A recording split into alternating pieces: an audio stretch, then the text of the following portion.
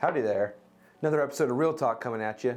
I know it's been a minute. We're changing up the format a little, but I've got a story for you. Something that happened recently.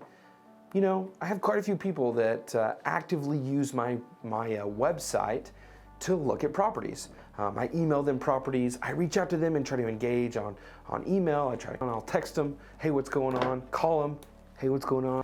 Oftentimes to no avail. They never respond, they never reply. I never know if there's actually a person on the other side. But in this instance, I had someone reply back. They've been in my system for probably 6 months now. Their reply, hey, what happened to the property on blankety blank? Well, wouldn't you know, I've been trying to get a hold of you to talk about the current market conditions, because when you're looking at properties online, they don't last long. You got to proactively look at properties and partner up with an agent like myself in order to get into a property. So the good thing with this is we got to have some exchange back and forth.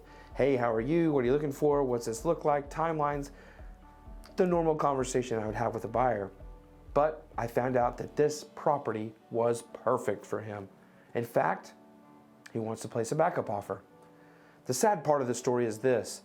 If in those times where I tried to reach out and engage in conversation with him, if he had just replied back, had a 15-minute phone call, and started that process of where we're at and where we're looking, I could then know what we're after.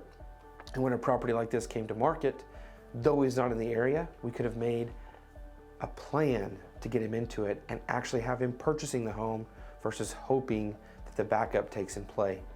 Moral of the story is this.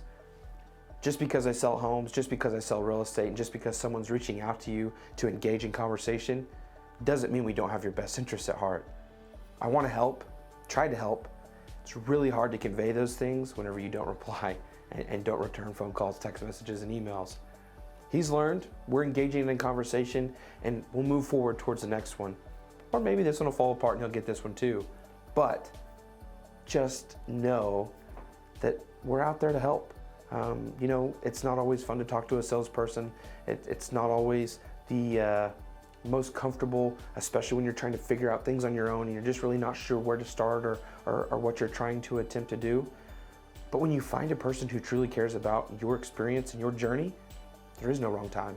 It could be 5-10 years from now, it could be tomorrow, but the right person will be there with you every step of the way to ensure that all your questions are answered, to ensure that you're comfortable with the process, and to ensure that you have the information at the ready to understand the current market conditions and to make the right decisions, whether you're a buyer or a seller. Anyways, that's the Real Talk for the week. Hope you're doing well, and I hope to talk to you soon.